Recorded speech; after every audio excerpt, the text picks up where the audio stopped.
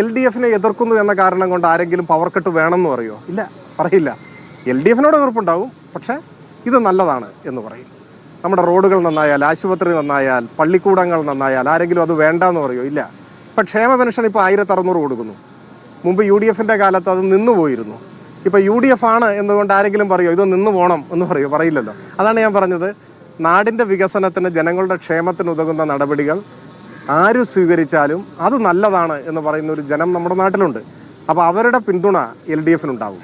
അത് LDFൻ്റെ വിജയത്തിന് കൂടുതൽ തിളക്കമേറ്റും. അതുകൊണ്ട് തന്നെ ഞങ്ങളുടെ വിജയപ്രതീക്ഷയ്ക്ക് ഒരു സ്ഥാനാർത്ഥിയും തടസ്സമല്ല. നാലാം മുന്നണി നിലവിൽ വന്നുവെന്നാണ് അൻവർ പറയുന്നത്. ചില ചെറുകക്ഷികളൊക്കെ കൂട്ടിയൊരു നാലാം പ്രതിരോധ മുന്നണി, ജനകീയ പ്രതിരോധ മുന്നണി എന്നാണ് അതിൻ്റെ പേര്. എനിക്ക് അറിഞ്ഞുകൂടാ, ഞാൻ അറിഞ്ഞിട്ടില്ല.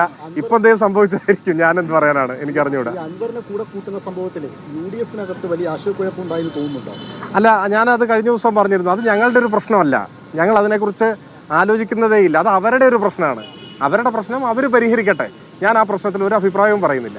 അത്രയേ ഉള്ളൂ. അപ്പം ശരി, ഓക്കെ, സന്തോഷം.